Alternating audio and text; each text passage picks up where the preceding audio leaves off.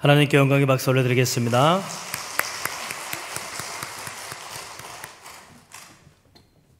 오늘 예배 나온 여러분 모두에게 하나님의 은혜와 평강이 충만하시기를 예수님의 이름으로 축원합니다. 우리 옆에 있는 분들과 이렇게 인사하겠습니다. 당신과 함께 예배드려 좋습니다. 나와 함께 해주셔서 감사합니다. 하나님께서 당신에게 복 주시기를 빕니다.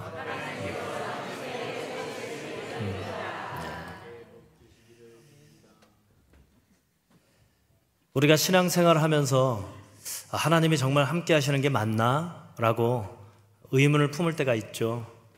그 이유는 여러 가지가 있겠지만 그 중에 하나 가장 큰 것을 꼽는다면 내가 원하는 대로 되지 않을 때, 내가 원하는 결과를 우리가 얻지 못했을 때가 아닌가 싶습니다. 그렇죠. 우리가 신앙생활하는 첫 번째 목적은 우리의 바람, 우리의 소원을 이루는 것이 아닐 수 없습니다. 여러분들도 그런 마음이시죠?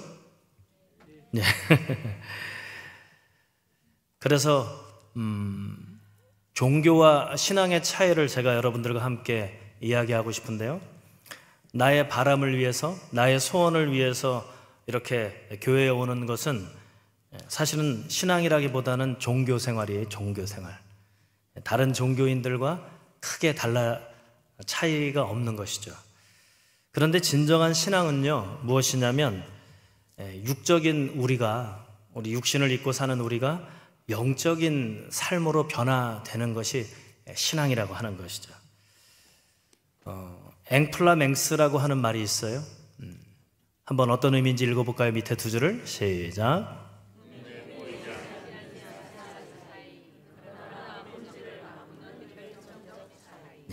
이것을 이야기한 사람은 프랑스의 미술가 마르샬 듀상이라는 분이 이야기한 건데요.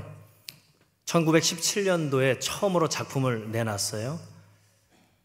그냥 흔히 볼 수 있는 남자의 소변기, 그것을 미술관에 전시를 해놓은 거예요. 누구의 작품이라고 이름을 써서. 그러자 이것이 예술인가 아니면 뭔가 잘못된 것인가 하면서 논쟁이 많았는데, 그가 앵플라맹스를 이 작품을 가지고, 샘이라는 작품을 가지고 설명한 거죠. 다시 한번 앵플라맹스를 띄워주시면, 이 변기가 눈에 보이지 않는 미세한 차이가 있다. 그것은 마르샬 듀상이라고 하는 예술가에 의해서, 그의 손에 의해서 장소가 바뀌고 또 그의 쓰임이 바뀐 거죠. 본질을 바꾸는 결정적인 미세한 차이가 이 미술가에 의해서 이 변기가 작품이 되었다라는 의미인 거예요. 저는 이러한 앵플라맹스의 개념으로 종교와 신앙의 차이, 육적인 삶과 영적인 삶의 차이를 여러분들에게 설명드리고 싶어요. 이를테면 이런 것이죠. 우리가 어머니의 뱃속에 있을 때 기억나진 않지만 그 태중에 있는 아이는 보죠. 그리고 느끼죠. 무엇을 통해서요? 네? 대답하시는 거 보니까 기억이 나시는 것 같은데. 의학에 의하면 어머니의 뱃속에서 탯줄에 연결되어서 어머니가 보는 것, 어머니가 만지는 것, 오감으로 느끼는 모든 것을 함께 느끼는 거 아니에요. 왜 그래요? 그 아이가 어머니 뱃속 안에 있기 때문에. 그러니까 어머니하고 똑같이 느끼는 거고요. 어머니가 보는 것을 보고, 어머니가 듣는 것을 듣고, 어머니가 맛보고 만지는 모든 것을 똑같이 느끼는 거죠. 그런데 그 아이가 때가 되어서 출산이 되면, 태어나게 되면 이제 어머니하고 연결되어 있던 탯줄이 딱 끊어지는 거죠. 이제 존재의 분리예요. 그러면서 보이지 않는 간극이 생긴다는 거죠. 앵플라맹스죠. 그 다음부터는 독자적으로 살아가죠. 그 다음부터는 엄마의 말을 듣지 않고 자신의 내면의 원함을 가지고 살아가죠. 차이가 점점 벌어지는 거죠. 그러나 그 아이가 부모가 되었을 즈음에 이제 어머니의 마음이, 나를 향한 어머니의 마음이 어떤 마음이었는지를 알게 되는 거죠. 저는 신앙도 똑같다고 생각합니다. 우리의 출발은 어디에서 출발됐습니까, 여러분? 그죠? 어머니의 뱃속이라고 얘기할 뻔했죠? 네. 사실은 우리는 하나님으로부터 시작된 거예요. 다만 이 세상에 올 때 하나님께서 쓰시는 방법은 어머니의 뱃속을 통해서 나오게 하시는 거죠. 통로죠, 그게. 그러나 이 세상의 어머니의 뱃속에 잉태되면서부터 우리는 앵플라이맹스가 시작되는 거예요. 영적인 것과 육적인 것이 나눠지는 거죠. 그리고 하나님을 잊은 채 살아가요. 물론 모태신앙은 하나님을 안다고 하지만 사실은 감각적으로 그렇게 깊이 있게 느끼진 못하죠. 그러니 하나님이 계시는 게 맞나 하고 의문이 들 때가 있는 거죠. 그런데 이 앵플라이맹스, 육과 영의 이 존재를 바꾸는 것은 뭐냐면 신앙이라고 하는 화살촉이에요. 신앙이라고 하는 것은 여러 가지 의미가 있겠지만 말씀을 통해서 하나님을 알게 되는 거죠. 그리고 기도를 통해서 하나님을 느끼게 되는 거죠. 그 말씀과 기도가 하나로 어루어진 이 예배를 통해서 조금씩 느끼는 거죠. 그러니 우리의 이 신앙이라고 하는 말씀과 기도와 이 예배의 이 행위가 육적인 존재에서 영적인 존재로 변화시키는 작은 차이지만 앵플라이맹스가 되는 거예요. 오늘 말씀은 에스겔 선지자의 기록입니다. 에스겔 선지자는 25살에 제사장 가문에서 커서 30세가 되면 제사장의 일을 할 수 있었습니다. 이제 5년만 기다리면 제사장이 되는 거예요.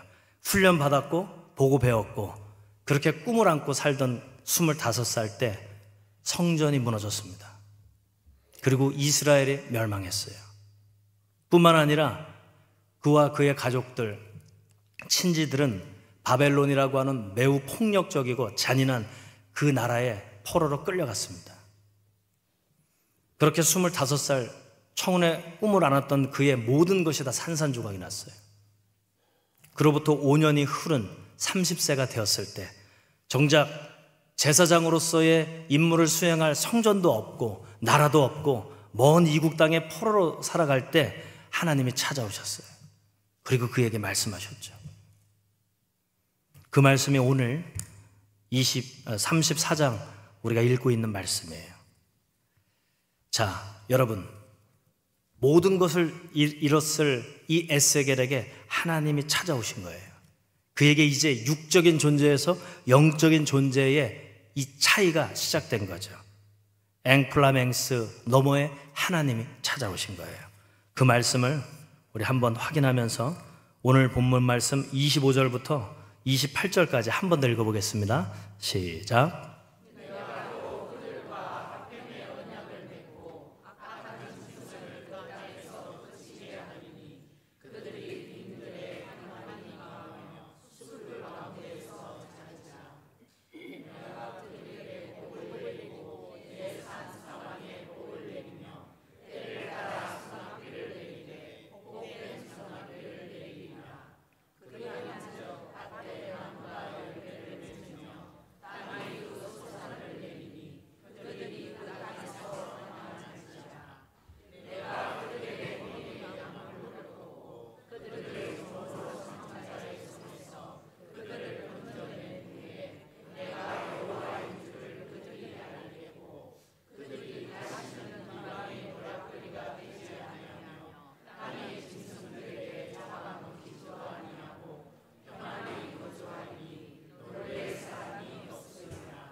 아멘. 생각해 보세요. 희망했던 소망했던 성전이 사라지고 나라도 멸망당하고 포로로 끌려와 낯선 땅에 있었던 그 청년 에스겔에게 30이 다 되어서 하나님 찾아오셔서 이렇게 말씀하시는 거예요. 믿겨지겠어요? 산산이 부서져 버린 모든 것들 가운데 폐허 속에서 절망 속에서 하나님이 찾아오셨는데 믿겨지겠냐고요. 우리가 일상을 살아가면서 하나님이 진짜 계시나 안 계시나 그렇게 의문이 들 때가 있죠. 누군가는 신앙을 고백해요. 하나님이 하신 것이다. 그런데 누군가는요, 운이 좋았다라고 여길 수 있어요. 어쩌면 오늘 여기에 모인 여러분 모두 가운데 하나님이 하셨다라는 분도 있지만 대부분은 그냥 그렇게 된 거지 라고 매우 익숙하게 자연스럽게 그냥 상식적으로 받아들일 수 있을 거예요. 그래서 하나님에 대해서 아무리 얘기해도 믿지 않는 거죠. 그냥 된 거지 뭘 굳이 그렇게 하나님을 갖다 붙여 라고 불편할 수도 있죠. 우리보다도 더 비참한 현실 속에 있는 에스겔에게 하나님이 찾아오셨죠. 앵플라맹스, 그의 존재를 바꿔주시려고. 그가 바뀌어야 그로 인하여서 이스라엘 백성들 포로로 끌려와 비참한 현실 속에 살아가는 그들을 바꿀 수 있기 때문이었죠. 그리고 오늘 하나님께서 이 에스겔의 말씀을 통해서 여러분을 찾아오신 거예요. 내가 화평의 언약을, 너가 망설이고 때로는 의심하고 때로는 그냥 지나칠 수 있지만 내가 네 곁에 있다. 너의 이 망설임을 하나님의 방법대로 선택하면 그 결과는 내가 책임지겠다. 화평의 결과, 평화의 결과, 평안의 결과로 이렇게 말씀하고 찾아오시는 거죠. 여러분, 하나님을 믿으십니까? 일상 속의 큰 일뿐만 아니라 작은 일들도 하나님이 행하고 계심을 믿으십니까? 우리 옆에 있는 분들에게 진짜 한번 물어보세요. 큰 일 말고 사소한 일도 진짜 하나님이 하신다고 믿으세요? 네. 진짜를 붙이세요. 진짜. 네.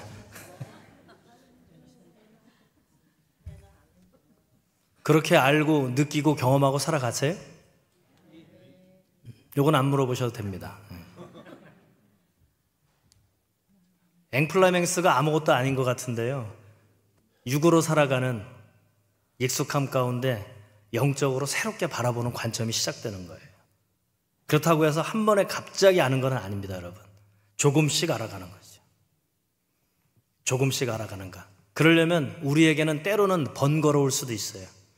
불편할 수도 있고, 뭐 이런 것까지 하나님과 대화를 할 필요가 있을까? 에이, 하나님이 뭐 이런 사소한 것까지도 그렇게 개입하실까? 그런 생각이 들 수도 있죠. 그러나 우리의 삶에서 일어나는 큰 일, 작은 일, 정말 작고 별 볼 일 없는 일들 가운데에서도 하나님이 함께 하신다는 것, 앵플라맹스 너머에 하나님이 우리에게 다가오신다는 걸 기억하시기 바랍니다. 그래서 저는 여러분들이 하나님하고의 관계가 깊어졌으면 좋겠어요. 큰 일을 겪어서가 아니라 작고 사소한 일상 가운데 하나님을 느꼈으면 좋겠어요. 이러한 이야기를 가지고 어린 왕자의, 이 어린 왕자와 사막 여우의 대화를 한번 들여다봤으면 좋겠어요. 나와 하나님과의 관계에 대해서 생각하면서 한번 읽어볼까요? 자, 첫 번째는 제가 읽고 두 번째 여러분들이 읽고 세 번째 같이 읽겠습니다. 이제 사막 여우가 이렇게 얘기해요. 사람들은 더 이상 뭔가를 알아갈 시간도 필요로 하지 않아. 이미 만들어진 채 상점에 진열된 것만 사지.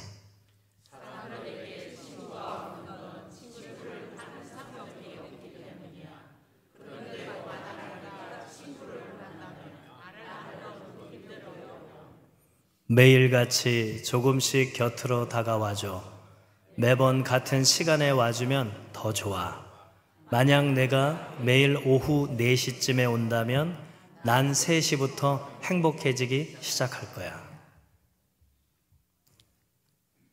사귄다는 것, 교제한다는 것을 이 사막여우는 길들여진다라고 이렇게 얘기해요. 하나님하고의 관계도 마찬가지죠. 우리가 하나님에게 길들여지고 또 하나님은 우리의 스타일에 맞게 길들여 주시는 거죠. 그런데 중요한 것은 번거롭더라도 불편하더라도 뭐 이런 것까지 할 필요 있을까라고 생각하더라도 우리는 하나님께 다가가는 것이 필요합니다.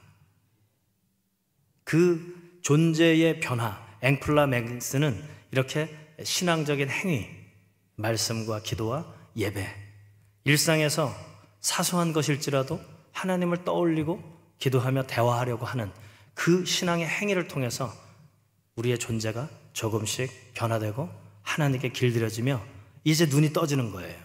보이는 거죠. 하나님이 행하시는 일들이. 오늘 이 에스겔에게 주시는 이 말씀은 보이지 않는 비참한 현실 속에서 새로운 것을 열어주시는 거거든요. 우리의 일상도 그렇게 변화될 줄 믿습니다. 여러분 모두에게 앵플라맹스와 같은 이 육적인 존재가 영적인 존재로 변화되기를 예수님의 이름으로 축원합니다. 두 번째, 일상 속에 동행하시는 하나님을 우리는 만나야 합니다. 오늘 말씀 29절부터 31절 세 절을 한 번 더 읽어볼까요? 시작.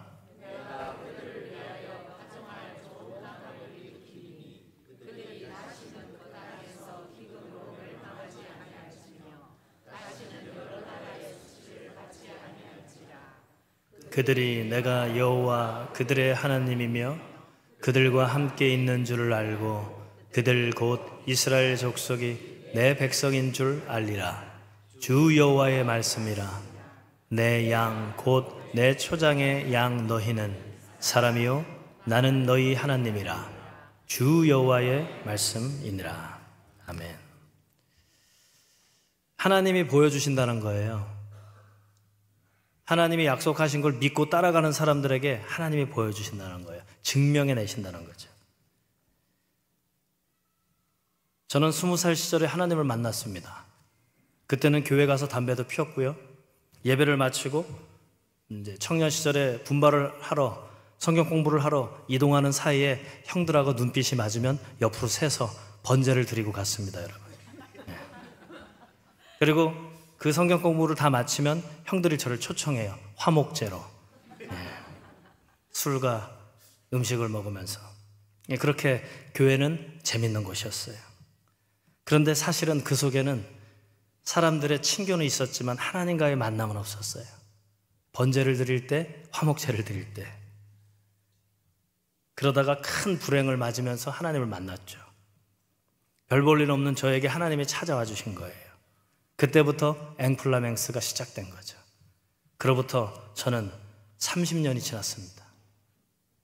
점점 깊어지고 점점 자유로워지고 처음에는 불편하기도 했고 번거롭기도 했고 뭐 이런 것까지 라고 생각할 때도 많았습니다. 그런데 하나님과 제가 하나님 안에 또 하나님께서 내 안에 계시니까 이런 불편함이 점점 사라지고 자유해지는 거예요. 그러면서 보이는 게 달라지죠. 제가 여러분들을 놓고 새벽에 기도하고 또 여러분들을 이렇게 마주치면 느껴지는 게 있어요. 답답함, 불편함, 번거로움.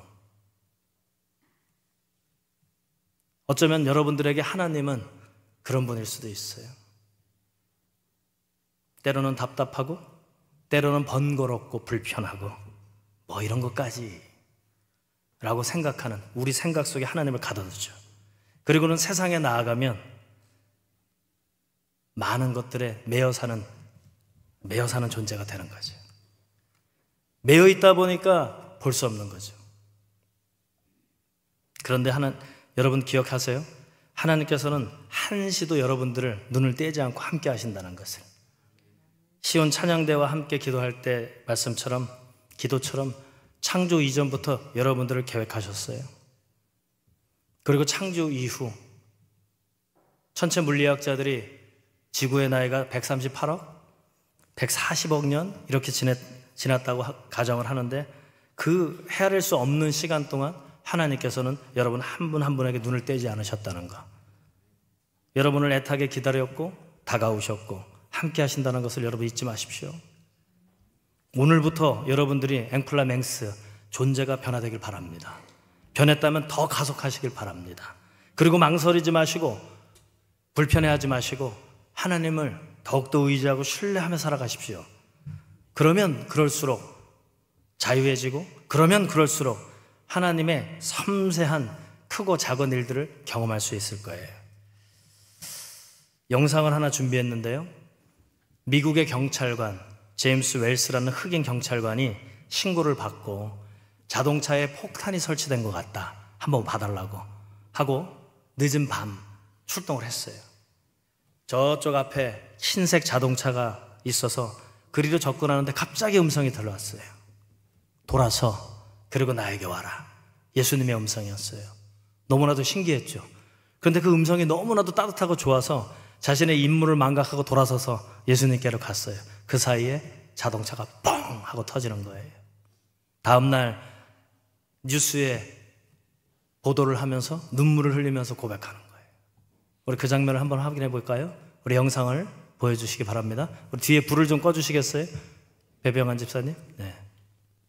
미국 테네시주 내슈빌에서 근무하는 경찰관 제임스 웰스는 크리스마스 날 새벽 폭발 테러가 의심되는 수상한 자동차가 있다는 신고를 받고 현장에 출동했습니다. 그와 다른 경찰관들은 우선 이 지역 주민들을 대피시켰으며 이후 그는 의심 자동차를 살펴보기 위해 자동차가 있는 쪽으로 걸어가고 있었습니다. 그 순간 그는 예수님의 목소리를 들었는데 예수님은 그에게 돌아서서 나에게 오라 라고 말씀하셨습니다. 평소 신앙심이 좋았던 웰스 경관은 처음으로 들어보는 예수님의 음성에 마음이 울컥해져서 눈시울이 붉어졌고 자신에게 오라는 예수님의 명령을 그대로 따랐습니다. 그런데 잠시 후 그가 조사하려고 했던 자동차는 폭발했고 예수님의 음성 덕분에 웰스 경관은 목숨을 건질 수 있었으며 다시 사랑하는 아내와 아이 곁으로 돌아갈 수 있었습니다. 순간 웰스는 눈물을 흘리며 예수님께 기도했고 뉴스 인터뷰와 간증을 통해서도 이 사실을 알리며 예수님이 살아서 우리 곁에 역사하고 계심을 생생히 증명했습니다. 미국 테네시주 내슈빌에서 근무하는 경찰관 제임스 웰스는 미국 테네시주 네, 불을 켜주실까요?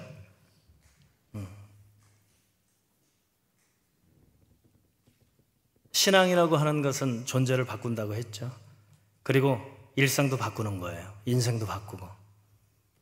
그가 신앙적이지 않았더라면 예수님의 음성을 듣지 못했을 것이고 그 자동차 폭발과 함께 온몸은 인생은 산산조각 났을 거예요.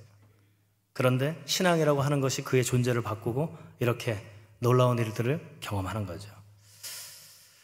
하나님께서는 우리 곁에서 큰 일도 일으키시지만 작은 일도 일으키십니다. 여러분 오늘부터 엠플라맹스 기억하세요. 한번 따라해 볼까요? 엠플라맹스.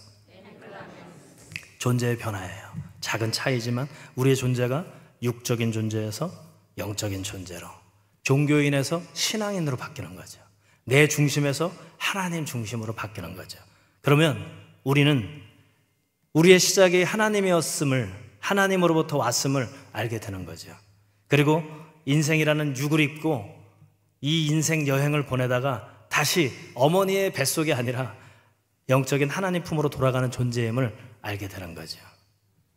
오늘부터 엠플라맹스, 새로운 삶이 시작되시길 바랍니다. 그렇게 여러분 신앙의 행위, 종교가 아니고요, 말씀과 기도와 이 예배를 통해서 번거롭고 불편하더라도 또 하나님께 불편하게 해드리는 것 같다고 생각하지 마시고 늘 우리 곁에 함께 하시는 하나님과 함께 작고 크고 모든 일상 가운데 하나님을 느끼고 누리고 또 그렇게 살아가시는 복된 인생 여행자들이 다 되시기를 예수님의 이름으로 축원합니다.